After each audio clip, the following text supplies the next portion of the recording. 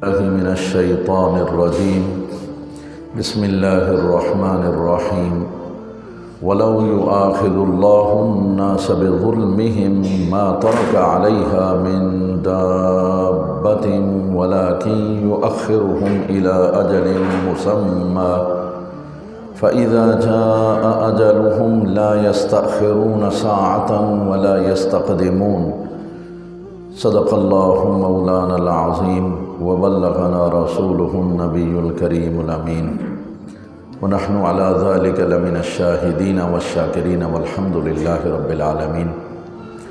معزز اور محترم سامعین و حاضرین، رب کریم جل وعلا کا بے پناہ شکر ہے، اس نے ہمیں یہ توفیق عطا فرمائی ہے کہ ہم اپنی مصروف ترین زندگی میں سے کچھ لمحات اللہ کے مقدس کلام کی تفہیم کے لیے نکال لیتے ہیں اور اس کے گھر میں حاضر ہو جاتے ہیں۔ یہ چھوٹا سا عمل اللہ رب العالمین کو بہت پیارا ہے، مقبول ہو گیا تو انشاءاللہ العزیز ہماری دنیا اور آخرت دونوں سنور جائیں گے۔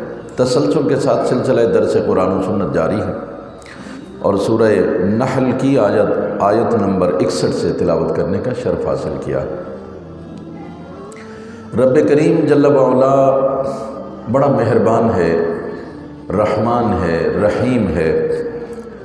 اپنی اس مہربانی، تحمل اور برداشت کا ذکر یہاں پر کر رہا ہے اور یہ پیغام دے رہا ہے وَلَوْ يُؤَاخِذُ اللَّهُ النَّاسَ بِظُلْمِهِمْ، اگر اللہ تبارک و تعالی لوگوں کو ان کے ظلم اور ان کے گناہ کی وجہ سے پکڑنے لگتا،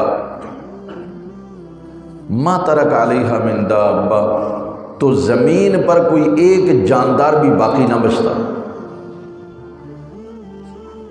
کیوں؟ یہ کیوں باقی ہے؟ فرمایا وَلَٰكِن يُؤَخِّرُهُمْ، لیکن وہ مہلت دیتا ہے اِلَىٰ أَجَلٍ مُّسَمًّى، ایک خاص وقت تک جو اس نے مقرر کر رکھا ہے، اس کے لیے مہلت دیتا ہے۔ اور مہلت دینے کا مقصد صرف اتنا سا ہے کہ کاش یا شاید یہ میری طرف رجوع کر لے، گناہوں سے باز آ جائے، ظلم سے ہاتھ کھینچ لے، عدل اور انصاف کی طرف آ جائے، اس لیے اللہ پاک بار بار مہلت دیتا ہے بندے کو۔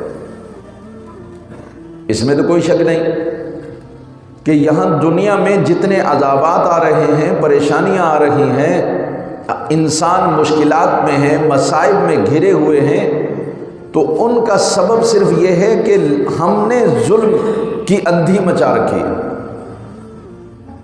ظلم کا کیا مطلب ہے؟ ہر روز 200 بندہ قتل کرنے کا نام ظلم نہیں ہے۔ میں جھوٹ بول رہا ہوں تو یہ بھی ظلم ہے، میں نماز نہیں پڑھ رہا ہوں یہ بھی ظلم ہے، میں زکوٰۃ نہیں دیتا یہ بھی ظلم ہے۔ اسی طرح سے میں زندگی میں نہ جانے ہر وہ کام جو اللہ کی اور رسول کی مرضی کے خلاف کرتا ہوں وہ سب ظلم ہے، وہ زیادتی ہے۔ لیکن یہ ظلم اور زیادتی کسی پر نہیں ہے، اپنے اوپر ہے، کیونکہ اللہ تبارک و تعالیٰ نے فرمایا وَمَا ظَلَمَهُمُ اللَّهُ، اللہ کسی پر ان پر ظلم نہیں کرتا ہے، اللہ نے ظلم نہیں کیا ان پر، وَلَٰكِن كَانُوا أَنفُسَهُمْ يَظْلِمُونَ، بلکہ انہوں نے خود اپنی جانوں پر ظلم کیا۔ تو ہماری زیادتی اور ظلم کی وجہ سے ہم پر عذابات نازل ہوتے ہیں، مشکلات ہوتی ہیں، پریشانیاں ہوتی ہیں، لیکن صرف ہماری اپنی ہی ذات اس سے متاثر نہیں ہوتی، یہ بھی بات یاد رکھیے۔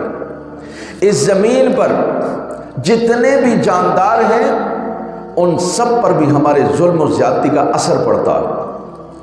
وہ ایک شخص تھا، وہ کہہ رہا تھا کہ ظالموں نے اگر ظلم کیا ہے تو اپنا ہی کچھ بگاڑا ہے۔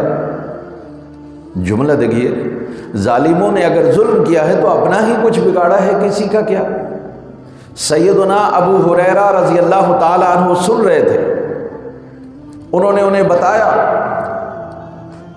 کہ ظالم نے ظلم اپنی جان پر ہی نہیں کیا، بلکہ ظالم کے ظلم کی وجہ سے گھونسلے بھی اپنے پرندوں میں گھونسلوں میں پرندے بھی مر جاتے ہیں۔ پرندے بھی اپنے گھونسلوں میں اس کے ظلم کی وجہ سے مر جاتے ہیں۔ اس کا مطلب یہ ہے کہ ہمارا جو ظلم ہے یا زیادتی ہے اس کے اثرات صرف ہماری ذات پر نہیں پڑتے ہیں، بلکہ اس کے اثرات ہر جاندار پر پڑتے ہیں، یہاں تک کہ پرندے بھی اپنے گھونسلوں میں مردہ ہو جاتے ہیں اس ظلم اور زیادتی کی وجہ سے، اس کے اثرات ان پر بھی پڑتے ہیں۔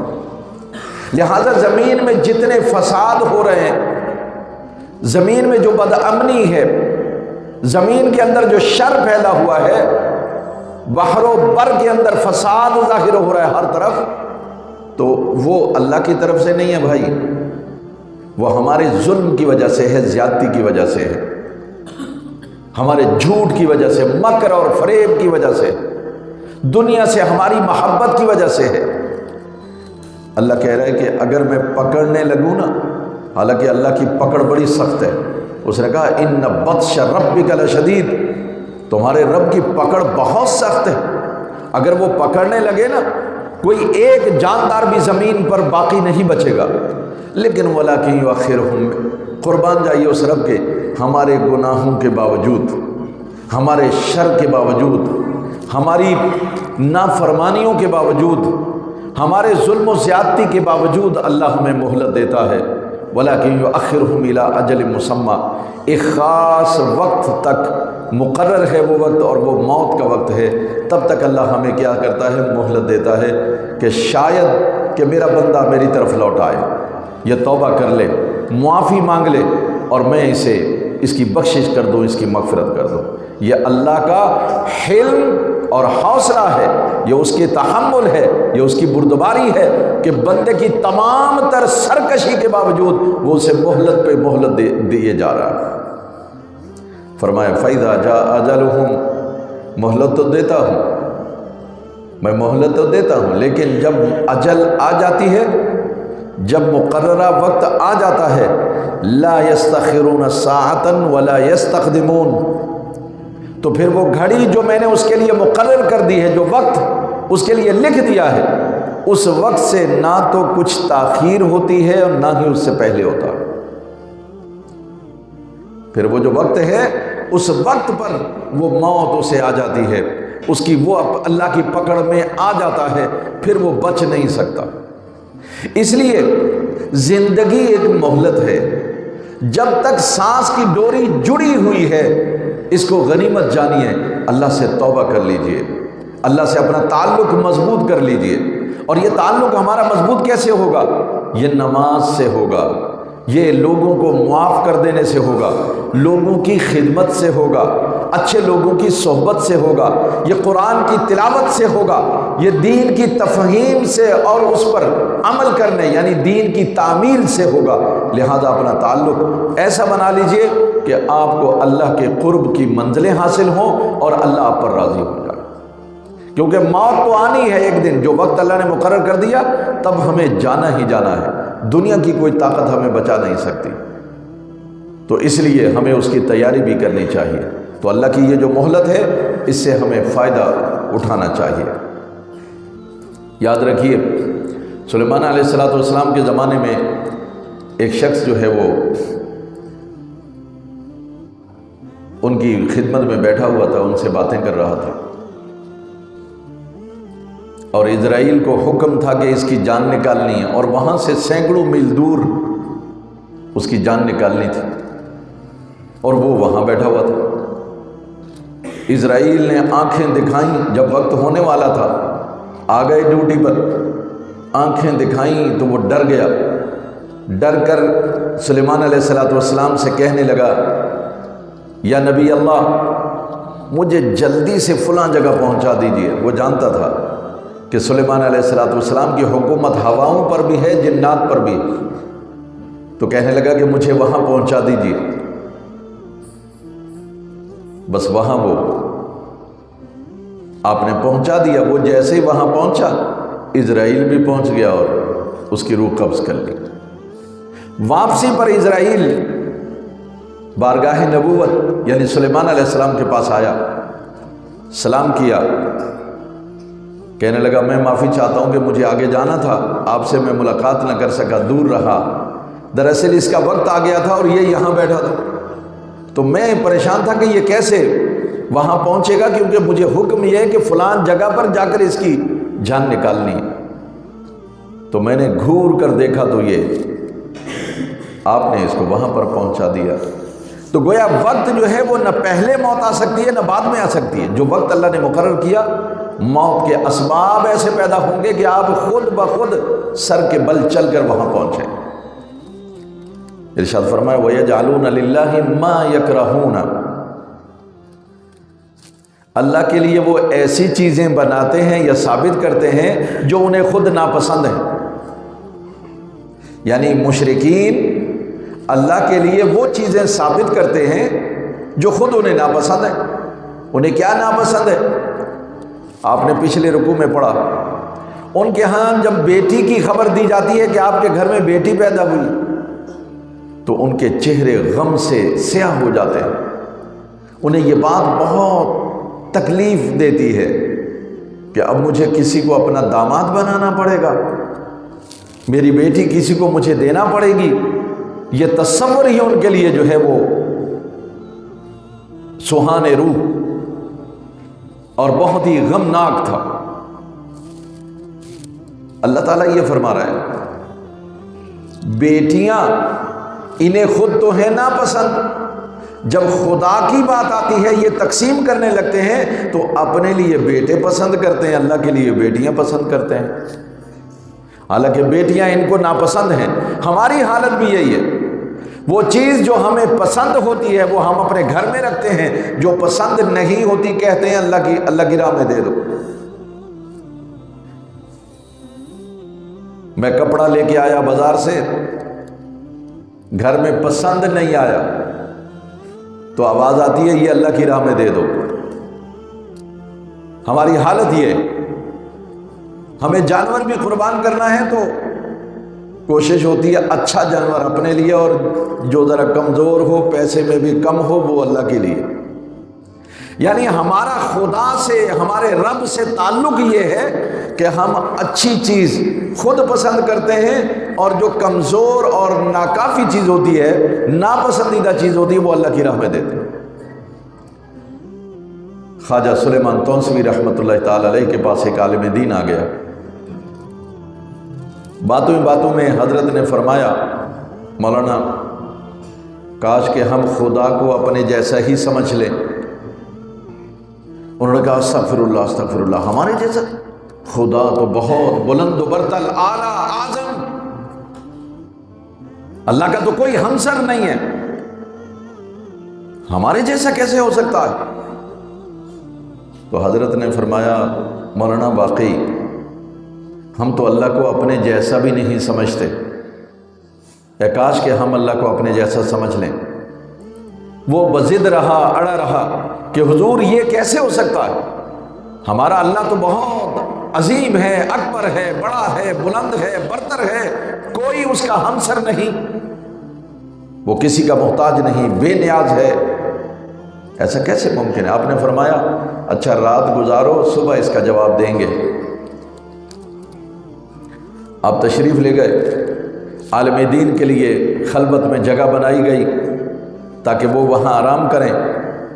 ان کے لیے حضرت نے 2 کھانے بھیجے، ایک تازہ پکا ہوا کھانا، گرما گرم روٹی، اور دوسرا کھانا وہ تھا جو جسے باسی کہتے ہیں، وہ باسی کھانا اور سوکھی روٹی وہ بھی ساتھ بھیجی۔ کھانے ان کے پاس پہنچا دیے گئے۔ خواجہ سلیمان تونسوی رحمۃ اللہ تعالی علیہ نے بھیس بدلا، فقیرانہ آئے صدا کر چلے، میاں تم خوش رہو ہم دعا کر چلے۔ فقیرانہ آئے صدا لگائی، اللہ کے نام پر دے دو، اللہ کے نام پر، میں بھوکا ہوں، اللہ کے نام پر کھانا دے دو۔ پہلے تو مولانا نے اگنور کیا، پھر اس کے بعد جب اس نے دیکھا کہ مسلسل آواز آ رہی ہے اور اسی دروازے پر آ رہی ہے تو مجبور ہو گیا، تو کھانے میں سے وہ جو باسی کھانا تھا، وہ جو سوکھی روٹی تھی، وہ اٹھائی اور اٹھا کر کے دے دی۔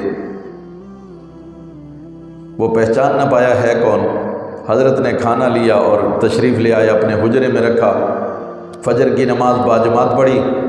فجر کے بعد مولانا نے پوچھا کہ حضرت وہ آپ نے مجھے کہا تھا کہ میں جواب دوں گا آپ کو اس بات کا کہ ہم اللہ کو تو اپنے جیسا بھی نہیں سمجھتے۔ آپ نے فرمایا آئیے، حجرے میں لے گئے اور جا کر کے وہ کھانا دکھایا۔ فرمایا رات کو ایک فقیر آیا تھا تمہارے پاس، اللہ کے نام پر کھانا مانگا تھا، یہ ہے وہ کھانا جو آپ نے اس کو دیا تھا۔ وہ اللہ کے نام پر مانگ رہا تھا، آپ کے پاس تازہ کھانا بھی تھا، گرما گرم کھانا بھی تھا، آپ چاہتے تو آدھا اس کو دیتے، آدھا خود کھاتے، تو سمجھا جاتا کہ آپ نے اللہ کو اپنے جیسا سمجھا۔ آپ نے اللہ کے لیے جو دیا وہ باسی کھانا تھا، سوکھی روٹی تھی، خود آپ نے گرم کھانا اور تازہ کھانا کھایا۔ اس کا مطلب یہ کہ آپ نے اللہ کو خود سے کم تر سمجھا۔ آج ہماری حالت یہی ہے۔ قرآن اور سنت تو ہمیں یہ کہتی ہے کہ جو چیز تمہیں پسند ہو وہ اللہ کی راہ میں خرچ کرو۔ ابراہیم علیہ السلام ان سے اللہ نے یہی مطالبہ کیا تھا، اے میرے خلیل، اللہ کی راہ میں وہ چیز پسند کر جو تجھے سب سے زیادہ محبوب ہو۔ اللہ کی قسم، پیغمبر کی عظیمت دیکھیے، ان کو اپنے بیٹے سے بڑھ کر کوئی چیز محبوب نہیں تھی، کیونکہ بڑھاپے میں دعاؤں کے مانگ مانگ کر اللہ تعالیٰ سے لیا تھا۔ اس سے زیادہ پیارا کوئی نہیں تھا۔ اللہ، اس اسماعیل سے زیادہ پیارا مجھے کوئی نہیں، میں یہی تیری بارگاہ میں پیش کرتا ہوں قربانی کے طور پر۔ آپ اندازہ کر لیں، یہ پیغمبر کی استقامت ہے، عظیمت ہے۔ اور ایک ہم ہیں جو چیز پسند ہوتی ہے وہ رکھ لیتے ہیں، اور جو ناپسند ہوتی ہے وہ اللہ کی راہ میں دے دیتے ہیں۔ تو وہ لوگ بھی ایسا ہی کرتے تھے، جو چیز پسند نہیں ہوتی تھی وہ اللہ کے نام، اور جو چیز پسند ہوتی تھی وہ اپنے گھر کے لیے۔ تو ہمیں بھی اپنی اصلاح کرنے کی ضرورت ہے۔ آپ کو کپڑے دینے اللہ کی بارگاہ میں، تو جو کپڑا اپنے لیے لائے ہیں اسی کے ساتھ کا ایک کپڑا اور خریدیں اور دے دیں۔ اپنے گھر کے لیے آپ ایک چمچ لے کے آئے ہیں، اسی کے ساتھ کا ایک اور چمچ خرید لیں، وہ اللہ کی راہ میں دے دیں۔ یہ ہے کہ آپ اللہ کے لیے وہی پسند کرتے ہیں جو اپنے لیے پسند کرتے ہیں۔ فرمایا وَتَصِفُ أَلْسِنَتُهُمُ الْكَذِبَ أَنَّ لَهُمُ الْحُسْنَى، ان کی زبانیں ہیں کہ جھوٹ بولتے چلی جا رہی ہیں، جھوٹ پہ جھوٹ بولتے چلے جا رہے ہیں۔ وہ جھوٹ کیا ہے؟ وہ لوگوں سے یہ کہتے تھے کہ دیکھو ہمیں اللہ نے سردار بنایا، ہمیں مال دیا، دولت دی، دنیا بھر میں ہمارا نام ہے، لوگ عربوں کی جو طاقت، قوت، ذہانت، علم، اس سے لوگ مرعوب تھے۔ تو وہ کہتے تھے مسلمان تو بیچارے پریشان حال تھے، اور اگر کاروبار تھے بھی تو اسلام لانے کے بعد وہ ان سے چھین لیے گئے، ان کے کاروبار تباہ ہو گئے، ان کے بچوں کو جان کے لالے پڑ گئے، ان کے گھروں کو لوٹ لیا گیا، انہیں تکالیف اور مشکلات میں ڈال دیا گیا۔ لیکن اس کے باوجود اللہ کی جو آیات نازل ہوتی تھی اس میں مسلمانوں کے لیے لکھا ہوتا تھا، ان جو ایمان لائے اور جنہوں نے نیک عمل کیے ان کے لیے جنتیں اللہ نے رکھی ہیں، باغات رکھے۔ تو وہ لوگوں سے یہ کہتے تھے کہ دیکھو تم لوگ یہ باتیں کرتے رہتے ہو، جنت ہماری، جنت ہماری، تمہیں کوئی جنت ونت ملنے والی نہیں ہے۔ ذرا دیکھو بھوک سے تمہارا برا حال ہو گیا، پہننے کے لیے کپڑے نہیں، پاؤں میں تمہارے جوتے نہیں، چادر اگر سر ڈھانپتی ہے تو نیچے نہیں، نیچے اگر ڈھانپتے ہو تو سر نہیں، یہ تمہاری حالت ہے، جنت تمہیں کیسے ملے گی؟ ہمیں دیکھو، ہمیں اللہ نے کتنی نعمتوں سے نوازا ہے۔ بالفرض مرنے کے بعد جاگنا بھی ہوا، اللہ کی بارگاہ میں پیش بھی ہوئے، جنت و دوزخ کا فیصلہ بھی ہوا، تو اللہ جنت کا فیصلہ ہمارے حق میں ہی کرے گا۔ یہ ان کو گمنڈ تھا، اس لیے کہ دنیا کی نعمتوں میں کھیل رہے تھے، سونے کا چمچ لے کے وہ پلے ہوئے تھے، دنیا بھر میں ان کے کاروبار کی دھاک بیٹھی ہوئی تھی، ان کا نام و نسب دنیا بھر میں چرچے تھے، ان کی ذہانت و فطانت، علم و ادب چار دہانگ عالم میں پھیلا ہوا تھا۔ اس وجہ سے وہ یہ کہتے تھے کہ اگر جنت اور دوزخ کا فیصلہ ہوا تو جنت ہماری ہی ہوگی، ان لہم الحسنى، وہ ساری بھلائیاں نیکیاں ہمارے لیے ہوں گی۔ اب رب العالمین ان کا جواب دے رہا ہے، فرمایا لا جرم ان لہم النار، یہ جھوٹ بک بک کر مسلمانوں کے حوصلے توڑنا چاہتے ہیں، مسلمانوں کے حوصلے پست کرنا چاہتے ہیں، ان کی ہمت کو متزلزل کرنا چاہتے ہیں۔ فرمایا لا جرم، یقیناً، ان لہم النار، یہ جہنم میں جائیں گے سب، وانہم مفرطون، اور ہم ان کو گھسیٹتے جا رہے ہیں، لیتے جا رہے ہیں جہنم کی طرف۔ یعنی ایک تو ہوتا آہستہ آہستہ جانا، ایک ہوتا کھینچ کے تیزی کے ساتھ، فرمایا یہ تیزی کے ساتھ جہنم کی طرف بڑھتے چلے جا رہے ہیں۔ ایک بات یاد رکھیے، بظاہر ہماری عمر میں اضافہ ہو رہا ہے، لیکن اللہ کی قسم جس تیزی سے ہم اپنے انجام کی طرف جا رہے ہیں ہمیں اس کا پتہ ہی نہیں، خبر ہی نہیں۔ آج 50+ گزارنے کے باوجود اپنی پیدائش کا دن ایسے لگتا ہے کہ کل کی بات ہے، ایسا لگتا ہے یہ فلاں واقعہ تو ابھی کل ہوا تھا، ایسا نہیں ہے۔ ان لہم مفرطون، تیزی کے ساتھ گزرتے جا رہے ہیں۔ تو اس لیے زبان سے کہتے رہنا کہ میں جنت میں جاؤں گا، اللہ میرا ہے مجھے معاف کرے گا، نہیں، تمہارے اعمال سے یہ ہونا چاہیے۔ کیوں؟ ان الذین آمنوا وعملوا الصالحات اولئک هم خیر البریہ، جو ایمان لائے، اعمال صالحہ انجام دیے، وہی لوگ بہترین لوگ ہیں۔ ان لہم جنات تجری، انہی کے لیے جنت ہے تجری من تحت الانہار، انہار جن کے نیچے نہریں جا رہی ہیں۔ یعنی عمل سے زندگی بنتی ہے، جنت بھی جہنم بھی، عمل سے زندگی بنتی ہے، جنت بھی جہنم بھی۔ یہ خاکی اپنی فطرت میں نہ نوری ہے نہ ناری ہے، ہم کوئی فیصلہ نہیں کر سکتے کہ ہم نور ہیں یا آگ سے ہیں، اس سے نہیں، آپ کے عمل سے زندگی بنے گی، اور عمل کا مدار آپ کے عقیدے پر ہے، آپ کے ایمان پر ہے،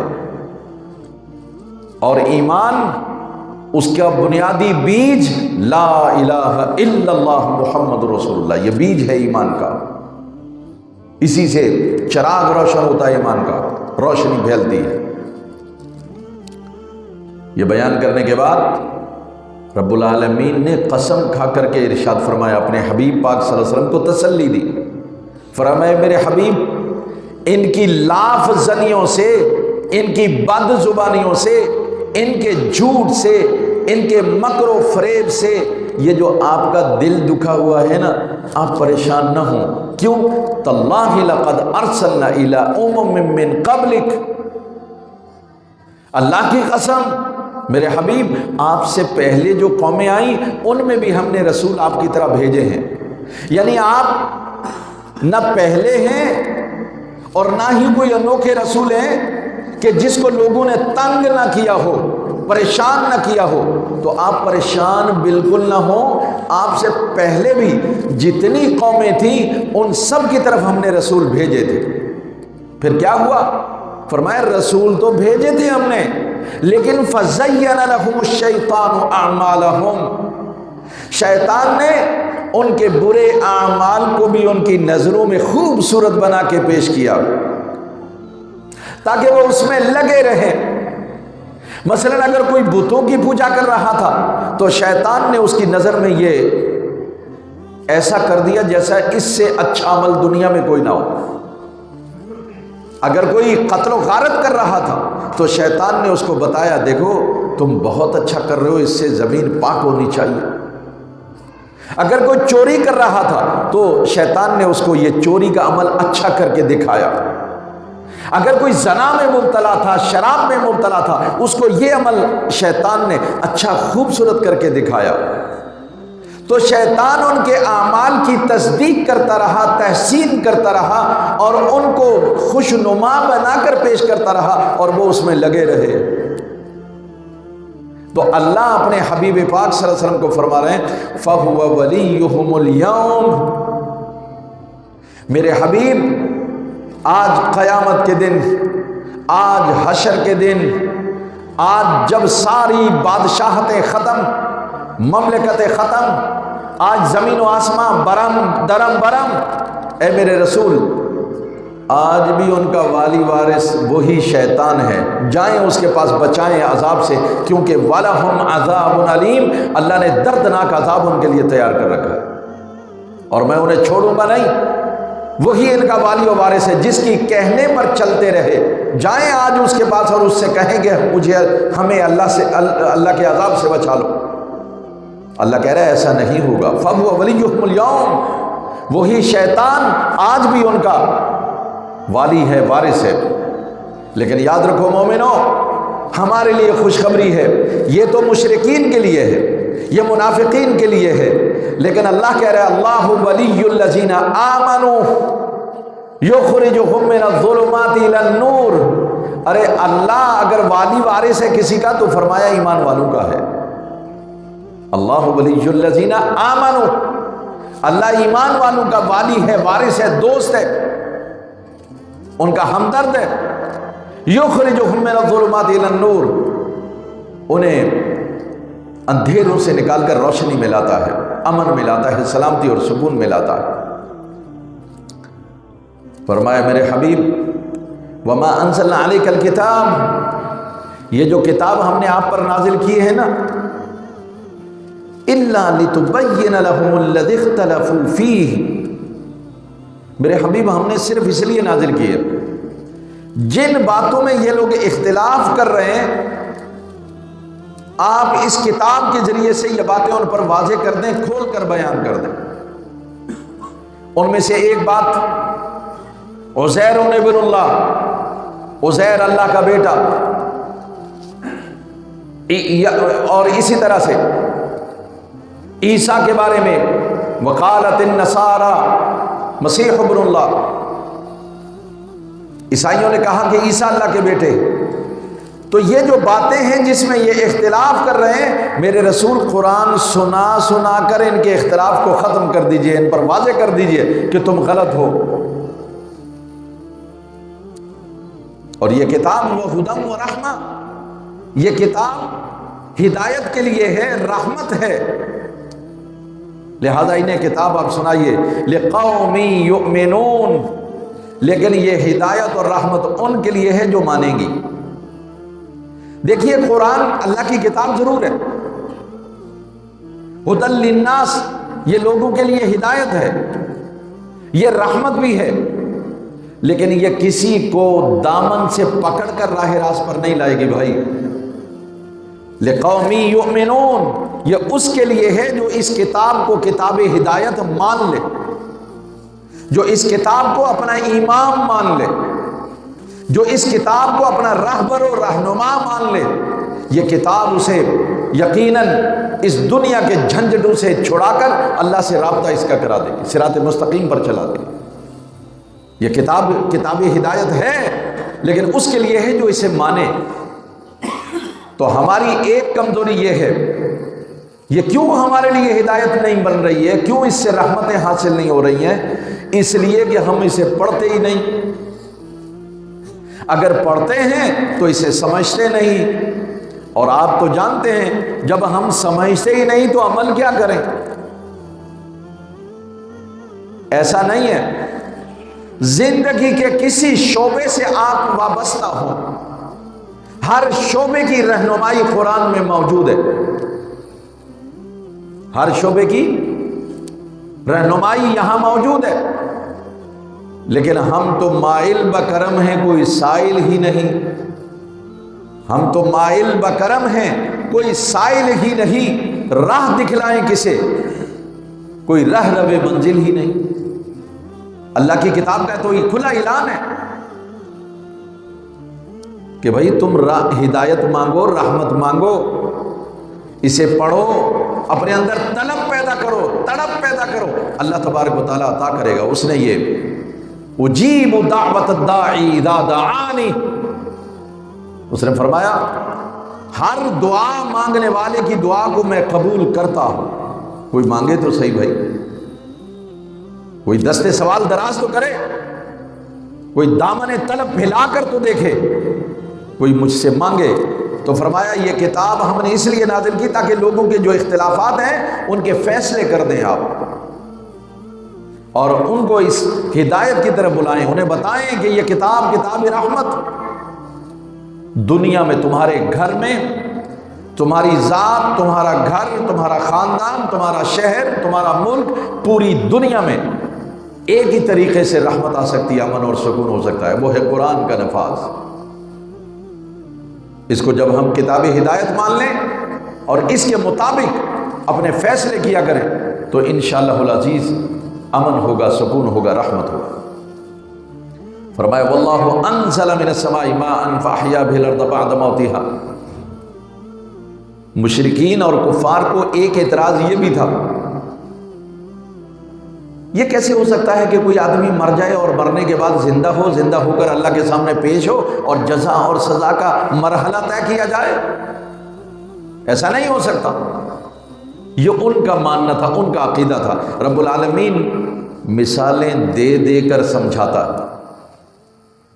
تاکہ بات جو ہے ان کی روح کی گہرائیوں میں اتر جائے۔ فرمایا سنو واللہ انزل من السماء ماء فاحیا به الارض بعد موتها۔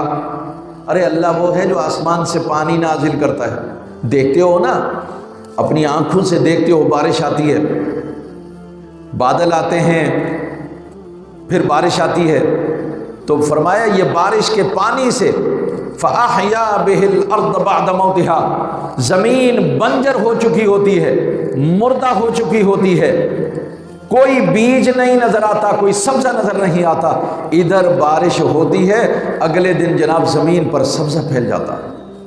کیا مطلب؟ مری ہوئی زمین کو اللہ زندہ کر دیتا ہے، اس میں پھل پھول اجناس کھلنے لگتے ہیں۔ تو پھر اللہ یہ سمجھانا چاہ رہا ہے اگر پانی نازل کر کے مردہ زمین کو وہ زندہ کر سکتا ہے تو سن، ارے تجھ میں تو اللہ نے روح ڈالی ہے، وَنَفَخْتُ فِيهِ مِن رُوحِي، یہ اعلان تیرے لیے ہے کہ اللہ نے اپنی روح کو تیرے اندر پھونکا ہے، تجھ سے روح نکال کر دوبارہ روح ڈالنا اس کے لیے کیا مشکل ہے؟ ارے مری ہوئی زمین کو وہ زندہ کر دیتا تو تجھے مارے گا تو زندہ کرنا اس کے لیے کیا مشکل ہے؟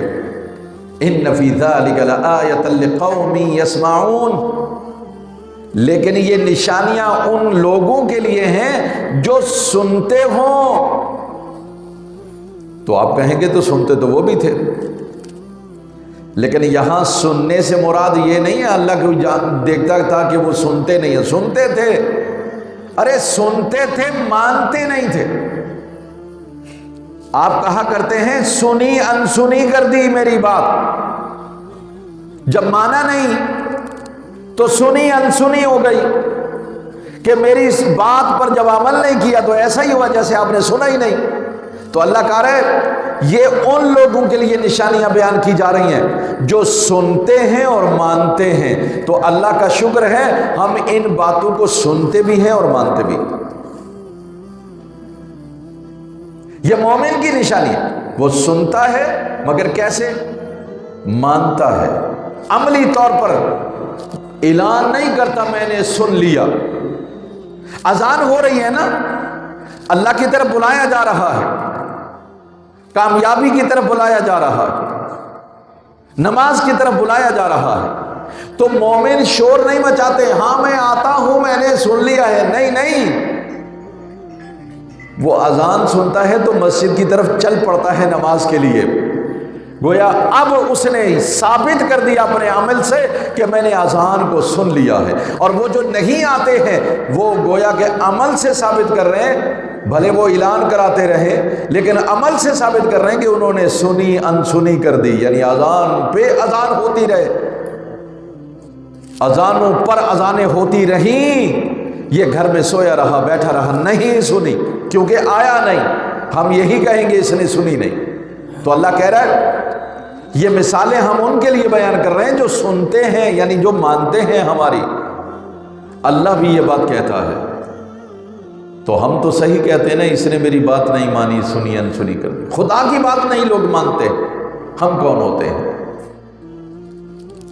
رب کریم نے فرمایا وَإِنَّ لَكُمْ فِي الْأَنْعَامِ لَعِبْرَةً، یہ جو چوپائے ہیں نا، ان چوپاہوں میں بھی تمہارے لیے عبرت کا سامان ہے، ان میں بھی تمہارے لیے نصیحت ہے، نتیجہ خیز معاملہ ہے تمہارے لیے۔ اور یہ انعام کا مطلب کیا ہے؟ جتنے چوپائے، جتنے جانور، جتنے چرند پرند، یہ تمام اس میں شامل ہیں۔ فرمایا ان جانوروں میں بھی ہم نے تمہارے لیے عبرت رکھی ہے، یعنی اگر تم چاہو نا اپنی اصلاح تو یہ تمہارے لیے نمونہ ہے، تمہارے لیے مثال ہے، تم اس سے بھی سبق حاصل کر سکتے ہو۔ قرآن میں اللہ تعالیٰ نے فرمایا ہے ذرا اونٹ کو دیکھو، افلا ینظرون الی الابل کیف خلقت، کیا تم نے اونٹ کو نہیں دیکھا کہ کیسے ہم نے اس کو پیدا کیا؟ تیتر کا، بٹیر کا ذکر ہے، چڑیا کا ذکر ہے، مچھر کا ذکر ہے، اور جانوروں کا ذکر ہے قرآن میں۔ تو ان کے اندر بھی اللہ تبارک تعالیٰ نے ہمارے لیے نشانی رکھی۔ اب سنیے، قدرت اپنی بیان کر رہا ہے، فرمایا سنو نسقیکم مما فی بطونہ، ان کے پیٹ سے کوئی چیز نکلتی ہے وہ تمہیں ہم پلاتے ہیں، اور وہ کیا ہے؟ من بین فرث و دم، گوبر سے اور خون کے درمیان میں سے ایک چیز ہم نکال کے تمہیں پلاتے ہیں، لبنن خالصا، خالص دودھ۔ یہ تو ہم نے کبھی غور نہیں کیا ہے نا، کیونکہ دودھ اصلی ہو تو غور کریں۔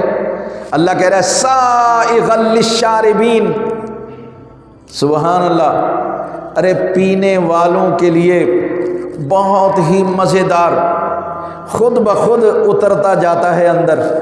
دودھ خالص ہو تو بندے کا جی چاہتا ہے کہ بس برتن سارا ہی انڈیل لے، خود بخود دودھ اندر جاتا ہے۔ سائغا للشاربین، پینے والوں کو اتنا مزہ دیتا، خود بخود گلے سے نیچے اترتا۔ اس میں کیا نشانی ہے؟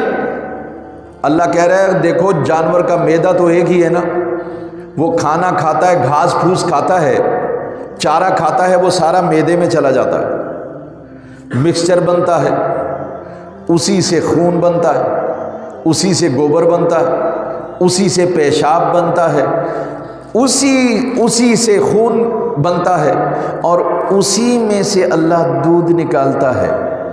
ایسا پیارا یہ قدرت ہے، یہ کارخانہ جو اللہ نے بنایا اور آپ کو گوبر اور خون کے درمیان میں سے سفید کلر کا بہترین ذائقے دار دودھ پلاتا ہے، تو اللہ کہہ رہے ذرا دیکھو اس میں سے گوبر کی بو آ رہی ہے یا خون کا رنگ تمہیں اس میں نظر آ رہا ہے؟ نہیں، ارے یہ مشین یہ صرف خدا کی قدرت سے چل رہی ہے۔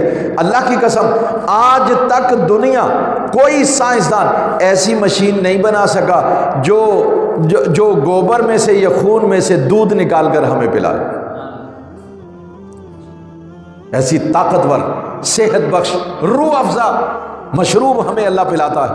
اللہ کہہ رہا ہے ذرا غور تو کرو اس میں سے، یہ کون کر سکتا ہے ایسے؟ آج تک کسی نے نہ دعویٰ کیا ہے نہ کر سکتا ہے کہ یہ میں دودھ بنا کر، ہاں 2 نمبر دودھ تو بناتے ہیں لوگ، کیمیکلز کو ملا کر بنا لیتے، لیکن وہ نقصان دہ ہے، وہ لوگوں کی صحت سے کھیلنا ہے، حرام پیسہ کمانا ہے۔ مگر یہاں اللہ کہہ رہا ہے ذرا دیکھو میری قدرت کا مظاہرہ دیکھو۔ پھر فرمایا صرف جانور نہیں، وَمِن ثَمَرَاتِ النَّخِيلِ وَالْأَعْنَابِ، ذرا کھجوروں کو دیکھو، انگوروں کو دیکھو، ان کے پھل کو دیکھو، تتخذون منہ سکرا ورزقا حسنا، دیکھو تم اس سے نبیذ بناتے ہو۔ نبیذ ایک ایسا مشروب ہوتا ہے جو کھجور سے بھی بنتا ہے، انگور سے بھی بنتا ہے، گندم سے، جو سے، ہر چیز سے بنتا ہے، کہ اسے ایک برتن میں ڈال کر کے رکھ دیا جاتا ہے، کچھ دن وہ وہاں رہتا ہے، لیکن اس کا یہ جوس ہوتا ہے، نشہ پیدا ہونے سے پہلے اسے نبیذ کہتے ہیں۔ جب اس میں نشہ پیدا ہو جاتا ہے تو پھر وہ نبیذ نہیں، وہ خمر ہو جاتی ہے اور وہ حرام ہے۔ لیکن یہاں اللہ تعالیٰ کہہ رہے ہیں تم نبیذ بناتے ہو اس کو، وہ جو آج کل ہم سرکہ جسے کہتے ہیں، سرکہ بھی ہوتا، چیز وہی ہے، پروسیس وہی ہے، صرف کیا ہے کہ اس میں نشہ نہیں ہے، وہ سرکہ ہے، جب نشہ آ جائے گا تو شراب ہو جائے گی۔ تو اللہ کہہ رہا ہے کہ تمہیں رزق دیا جا رہا ہے، تتخذون منہ سکرا ورزقا، کہ ہم ان کھجور سے اور انگور سے بنے ہوئے جوسز تمہیں پلاتے ہیں اور بہترین رزق تمہیں دیتے ہیں۔ ان فی ذلک لآیۃ لقوم یعقلون، یہ نشانیاں ہیں عقل مندوں کے لیے، بے وقوفوں کے لیے نہیں ہیں۔ تم غور کرو کہ کھجور اگر کوئی کھانا نہ کھائے یا کھانا نہ میسر آئے، 2 کھجوریں کھا لیجیے، آپ کو روٹی کھانے کی ضرورت نہیں۔ عربوں میں تو ہمیشہ سے کھجور استعمال ہوتی رہی روٹی کھانے کی جگہ، بہت کم کبھی کبھار کوئی کھانا پکتا تھا، ورنہ کھجور اور دودھ یا مکھن یہ چیزیں استعمال ہوتی تھیں۔ رب العالمین نے فرمایا وَأَوْحَى رَبُّكَ إِلَى النَّحْلِ، تمہارے رب نے، اور رب نے،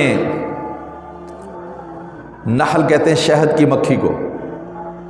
یہ جو بڑی بڑی مخلوقات ہیں اس طرف تو ہم دیکھتے رہتے ہیں، ہاتھی دیکھ لیا، اتنا بڑا اونٹ دیکھ لیا، لیکن یہ جو چھوٹی چھوٹی مخلوقات ہیں اس کی طرف ہماری توجہ نہیں جاتی۔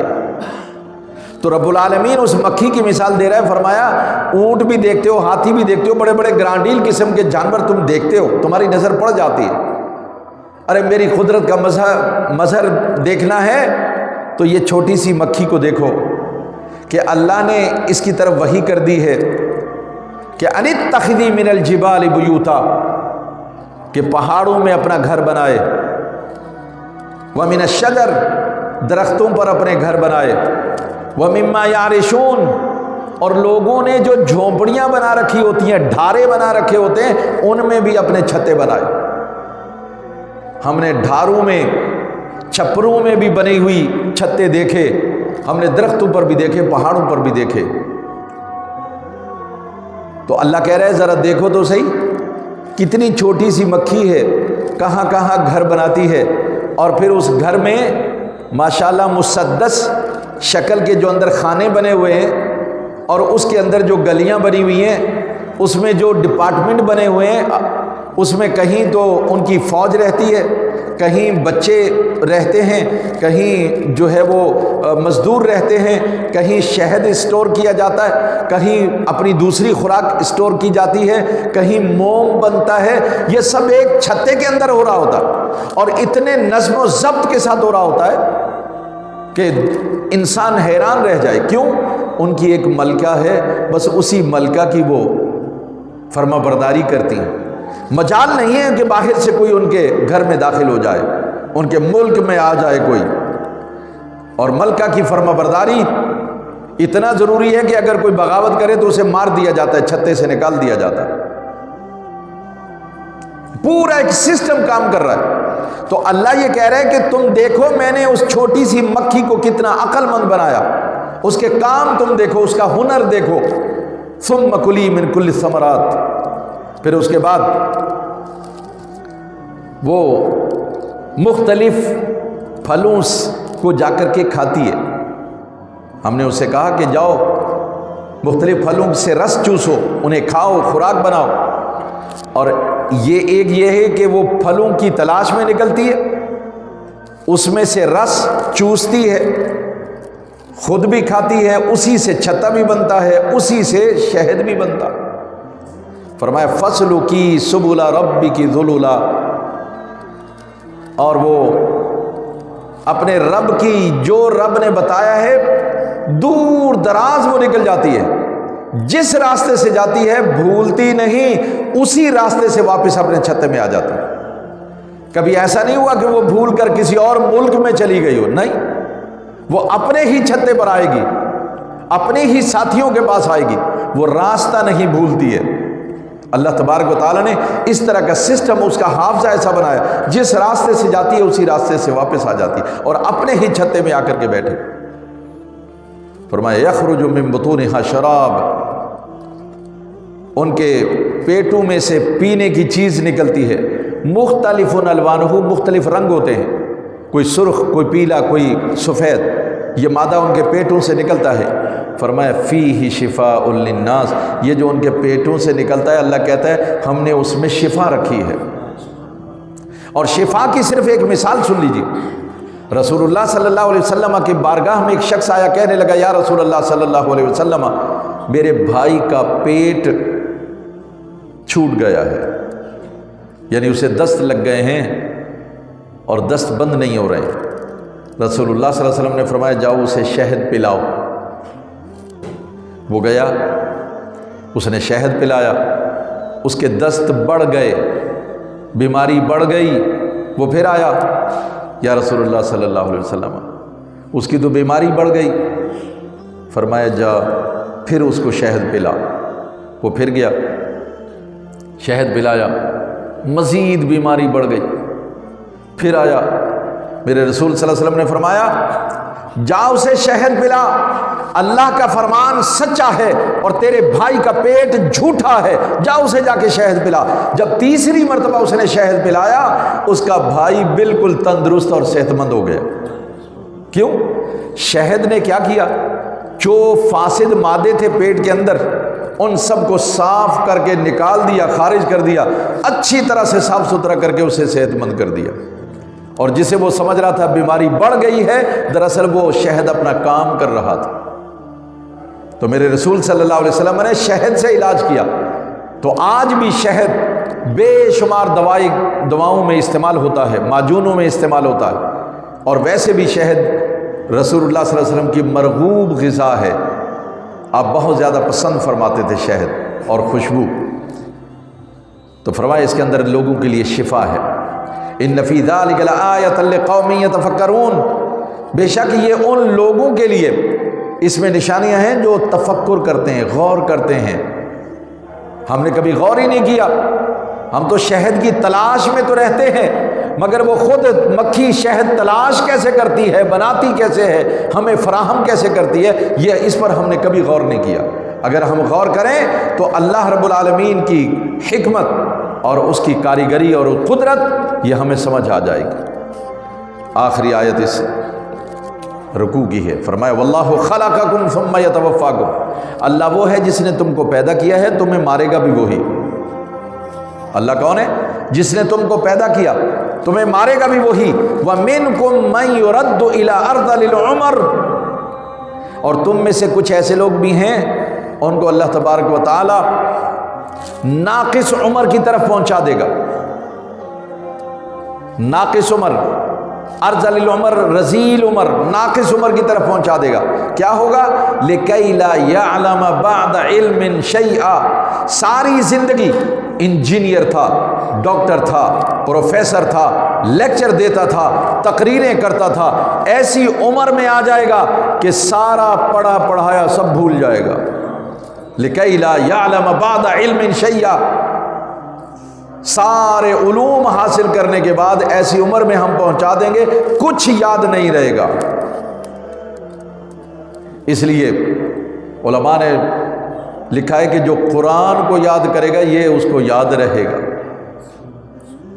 قرآن کی برکت سے یاد ہے، باقی سارے علوم بھول جائیں گے۔ اور آپ دیکھیے 60 سال کی عمر ہونے کے بعد جو لوگ ریٹائر ہوتے ہیں ویسے تو کم ہی جیتے ہیں ماشاءاللہ، لیکن اگر جئیں صحیح تو ان کی حافظہ کم سے کم تر ہوتا جاتا ہے۔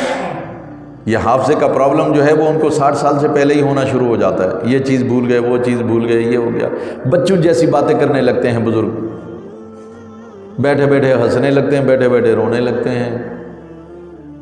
بالکل بچے بن جاتے ہیں۔ یہ ہے وہ عمر، پہلے وہ جانتے تھے بہت، اب وہ ایسے ہو گئے ہیں کہ انہیں کوئی بات یاد نہیں رہتی۔ فرمایا ان اللہ علیم قدیر، اللہ وہ ہے جو جانتا بھی ہے اور قدرت بھی رکھتا ہے۔ اس کا کیا مطلب؟ ہم نہ اپنی مرضی سے آتے ہیں نہ اپنی مرضی سے جاتے ہیں، نہ یہاں پر ہم اس کے اپنی مرضی سے رہتے ہیں، بس انا للہ و انا الیہ راجعون، ہم اللہ کے لیے ہیں اور لوٹ کر اسی کے پاس جانا ہے۔ اور اس نے ہمیں جو زندگی دی ہے وہ اس لیے تاکہ وہ ہمیں آزمائے۔